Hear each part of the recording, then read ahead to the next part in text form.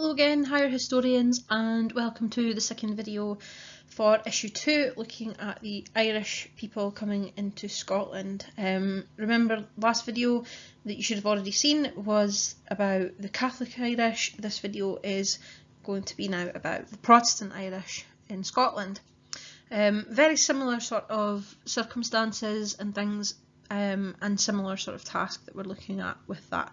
If you haven't already done the Catholic Irish lesson, go back and do that first, and then finish with this one. So again, issue 2 is all about the immigrant groups in Scotland, and in particular the Irish were probably one of the most famous groups. Not the only ones, but definitely the ones that we maybe think about the most. We divide these into two subcategories. We have Catholic Irish and Protestant Irish. So your task for this PowerPoint, as is going to be the same for all of your issue 2 groups, is to make a mini fact file on the Protestant Irish in Scotland. And like I said last lesson, I would really encourage you to maybe be a bit creative with this. So you might want to do it, if you're doing it in a jotter or a notebook, maybe make a poster page with the name of the group, and you can put pictures and stuff around about that and colour it and things. You might want to make a little A5 booklet, so you can have a front cover and information and stuff in it. Something that's going to be useful for you revising and things as well.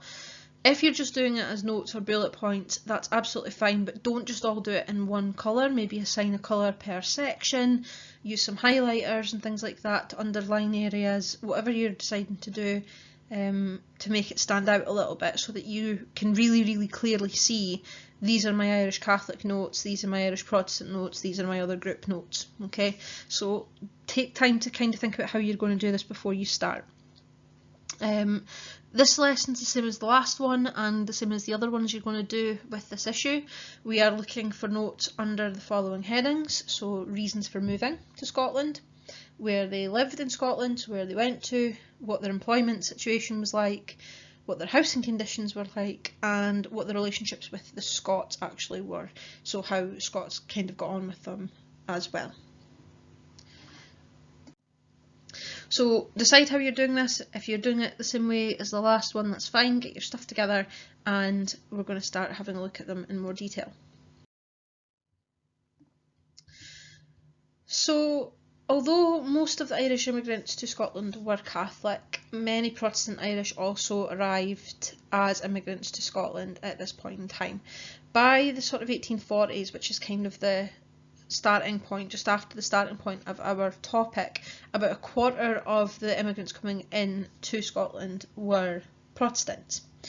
Unlike the Catholic, they didn't start immigrating in these really large numbers until roughly about 1870s. However, the reasons for coming were generally quite similar to the Catholics were. So your first heading, reasons for moving, stick it somewhere, colour it, highlight it, whatever you're doing, make it really obvious, and then your note taking under that. So we do know that there were various reasons that the Irish Protestants actually did come to Scotland. They're very similar to the Catholics. You've got this devastating potato famine of the 1840s and 50s, which is hurting people in Ireland regardless of their religion. So Catholics definitely escaping from poverty and the starvation threat of this, but the Protestants doing it as well. Scotland's industries are offering better wages and job opportunities than in Ireland, plus we've got this idea of the journey time being very short as well. So Scotland is going to be an easier place for them to travel to than other places. So like we were doing with the last slide, we're just kind of highlighting key facts. So we could say there were various reasons that Irish Protestants came to Scotland as your sort of first sentence, and even just sort of say something like the potato famine of the 1840s and 1850s is one sort of reason, as well as the Catholics, and just keep that in mind.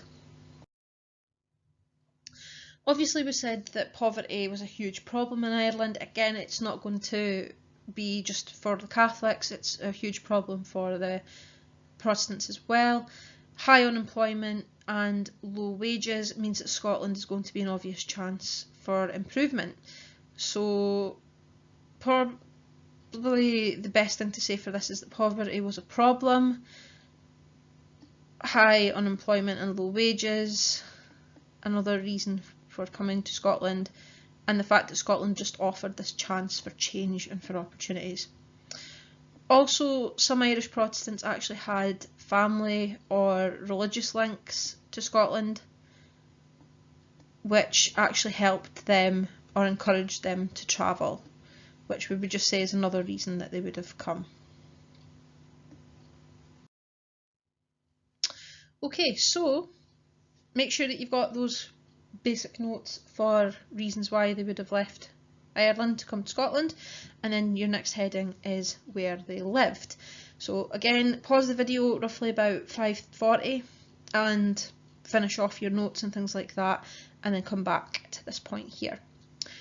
We're roughly at 5:50 for this bit. So where they lived is your next heading. Again, highlight it, put a note, put a doodle, make sure it's obvious that this is your next heading. So, like the Catholics, they moved to places where there were jobs available, which again is going to be somewhere where there's a high level of employment. For example, it's going to be places again that are not too far from Ireland, so the West Coast as well, and like the Catholics, it's going to be places where in agriculture they can get jobs, and there'd actually been very similar sort of circumstances where Protestant Irish people had come to Scotland long before the 1800s issues in order to work within the weaving and other industries like that in Scotland. So basically what we're saying is that they went to wherever there were employment opportunities for them, particularly for the existing skills that they had, which would have been manufacturing of cloth and things like that. So any areas where the trade and things for these particular industries was quite strong, this could be places like Renfrewshire, Ayrshire or Glasgow. That was kind of things that they would have obviously done, and that's places that they would have went to for the textile industries. Although they went a lot of places across Scotland in general, they tended to go to places where there was an existing Irish population, which is again just a key point for you to add in there. So within any place with an existing Irish population, that's where you're likely to find them. Again, often Lanarkshire, Ayrshire, Renfrewshire, Glasgow, these places are quite common. Coatbridge and things like that is an area that you'll find them for industry, which tended to be an area that was off limits for Catholics in particular. Okay, so stop the video roughly about 8 minutes and 5 seconds so you can finish your notes. Come back about 8 minutes and 10 seconds so that we can move on to employment. So moving on to employment, new heading, make sure that you've got everything that you need, and using the next slides to kind of just fill in information. So they worked similar sort of areas as the Catholics did, but they generally faced less discrimination while they did this. And again, we said they were attracted to the job opportunities in mines, farms, shipyards, factories. Basically, they were welcomed into skilled industry jobs, in particular the shipbuilding and sort of iron industry firms and things like that.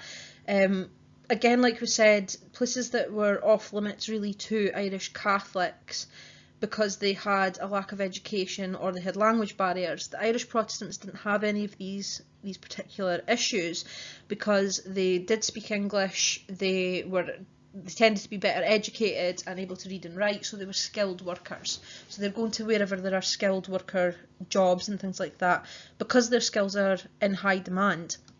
Now this means that they find it much easier to actually find employment in Scotland, especially in the better paying jobs, and they're able to set up communities and things in more wealthy areas as a result of this. Obviously, we have said this, that some of these, that's a terrible colour for that, let's not use that colour. I'm going to draw around these. Some workplaces, including these shipyards in the west of Scotland, did actually not hire the Catholics. So the Protestants really had this huge higher advantage, and a lot of companies did actually advertise for these Irish Protestant people to come and move to Scotland and take jobs with them. A really good example of this is Bairds of Coatbridge, who actually advertised vacancies in Belfast specifically for Protestant Irish people, and not only did they advertise for them to come and take a job with them, which they were guaranteed to get, but they also provided houses for the workers and education for the children, which made it really easy for them to not only come to Scotland but also just to settle in and kind of feel more welcomed and more at home. And it tended to be like more affluent areas that these people would settle in, and better education services. So again, it's quite important to note that employment opportunities for Protestant Irish were definitely higher paying and more available than they were for the Catholics from Ireland at this point. Like we said, many of these Protestant Irish were skilled textile workers in things like bleaching or in weaving, so they found work in these particular areas. And Ayrshire attracted a large number of the agricultural workers and the miners as well. So you can kind of note that that happened in those areas as well. So despite the fact that we're saying that these Protestant Irish people were much more readily received and happily received in Scotland than their counterparts from the Catholic side, they were still sometimes seen as lowering the general sort of standard of employment for Scottish people. They could then be quite easily replaced if Scottish people were going off on sort of strike and things like that. So some people in Scotland, not all, but some people in Scotland did still see the Irish people as job stealers and argued that they were still taking the jobs. They didn't receive the same backlash as the Catholics did, and because they were in the sort of the higher skilled areas, but they did still sometimes receive some kind of issues as a result of this, even if it wasn't as bad as what Catholics did. Okay, so stop the video at roughly about 12 minutes and 26 and finish your notes, and then come back and do housing conditions at roughly 12:34. So housing conditions for the Protestant Irish, new heading, and some notes about that as well. Now, quite often the Irish Protestants had the same living conditions as the Catholics and the rest of Scotland at this point in time. Not all of them. It was really easy to notice where the Catholic Irish were compared to where the Protestant Irish were, because, you know, most of the time it was more affluent areas, but they still did result in things like overcrowding and poor sanitation. They weren't maybe as easily seen, but it didn't really matter. They still had this kind of difficult housing condition issues that the Catholics had as well. For a lot of immigrants, the housing was poor quality, and often it was just single ends, which we remember we talked about in the last lesson as these one-roomed houses, and you can see the photo again of it there. Not with running water, obviously, and poor sanitation being commonplace, but again, they still would have had slightly better circumstances than maybe the poorer or Catholic groups would have done. So it was the same for the Irish Protestants as the Catholic counterparts and some of the Scottish people, but just slightly more affluent. So maybe it'd be more likely that a Protestant Irish family could afford a room in the slum areas with 2 rooms rather than just 1. If you remember back from 3rd year, and we looked at the Victorian slums documentary, it's on BBC. I'm going to put it in the team for you if you want to go back and watch it. You can see the kind of housing conditions that would have been really common in Britain at that point in time, and it would be likely that the Protestant Irish would be living in areas that are similar to this but with slightly better conditions, even though it's still the same areas. They would have had a little bit more room and things like that. Okay, so pause the video at 14:36 and finish your notes, and then come back at about 14:40 and do personal identity. So new heading there, personal identity, and a couple of just notes about that.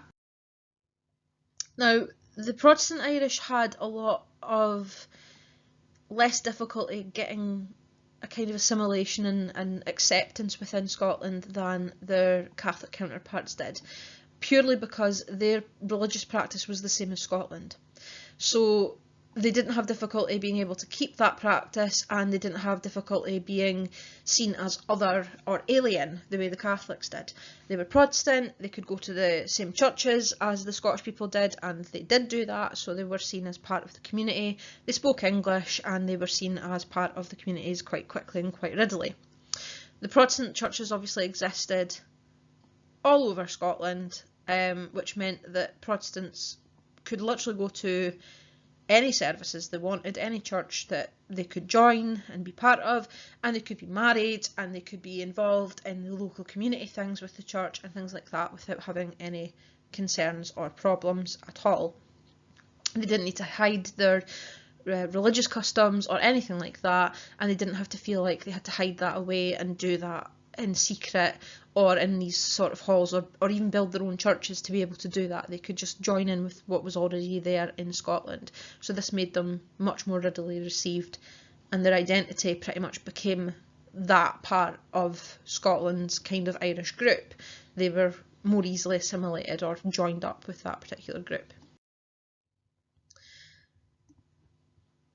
Many Irish Protestants were actually able to show their religious identity, which they liked, by being involved in the Protestant groups and organisations that were in Scotland at this point in time, such as the Orange Order, which was available for Irish Protestants to join, and it had a very large presence across the west coast of Scotland, so that was something that they could do that was similar to what Protestant Scottish people were doing, and it meant that they could be connected to that and as part of this community as well.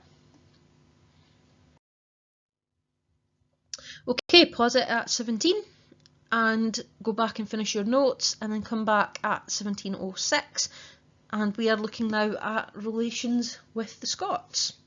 So new heading, relations with the Scots, and we'll finish off with this bit.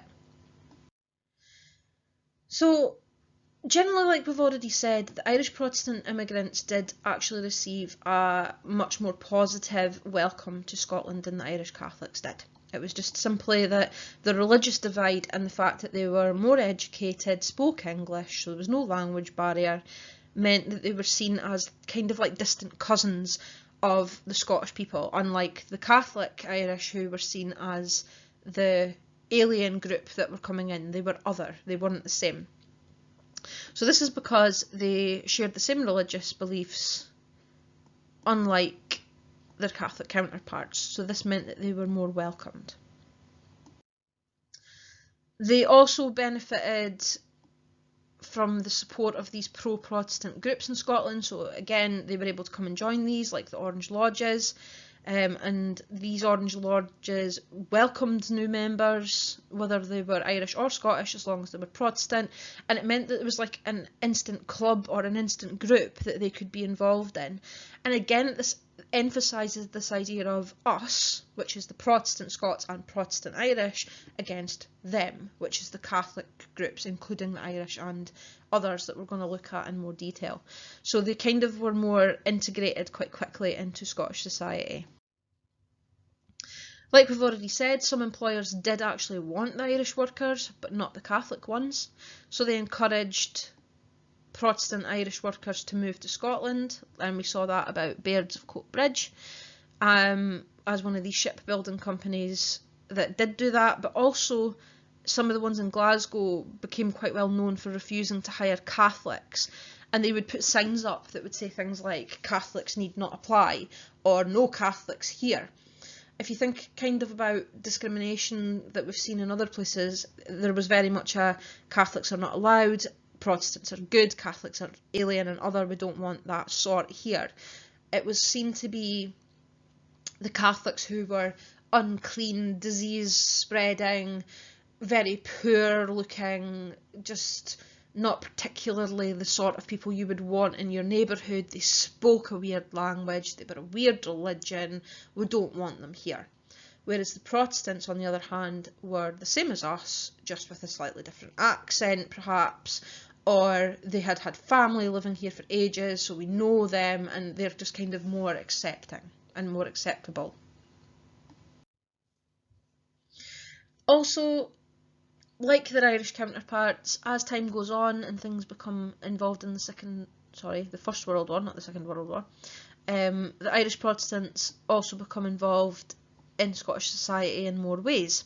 So during the Great War, which is the First World War, they served alongside the Scots in the military, and then they also became involved in sort of more Scottish politics by joining political parties, trade unions and things like that, and working with the Scottish people. Now, the Catholics did this as well, but the Irish Protestants were doing it too, and again it helped them just to be more accepted in general. However, and there's always a however really, not all Scottish people were actually happy about the fact that the Protestant Irish were coming into Scotland, because people in general throughout history are often not happy about immigration. It doesn't matter what country you're in or what period of history you're in, you're going to find that as a key sort of point. Some of the Irish migrants in particular, Catholic and the Protestants, engaged in these kind of religious fights and these religious battles, which just generally created a very negative impression of all Irish immigrants, regardless of their religion. Now, there were some people that were kind of like, no, the Irish Protestants are the defenders and they are the non-violent ones. But generally speaking, you have others who are like, no, all Irish people are involved in things that are negative and very, very violent, just depending on who you were. Now, that was not always the case. It's very stereotypical. People would publish stereotypical things like this all the time, saying things like, the Irish people are a menace to society and things like that. But the Protestants tended to be known as our relatives, and the Church of Scotland even went as far to state that in a couple of things as well. The Protestant immigrants also faced similar problems that the Catholics were, such as having to live in slightly poorer communities or working in low-paid jobs. So not all of them lived in these more affluent areas, and not all of them had skilled work.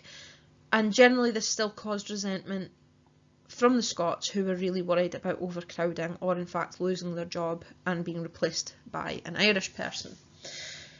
So that's all of the information that we have about the Protestant Irish. You should kind of go back and make sure you've got all of your notes and make sure that you've got all of the information that you need.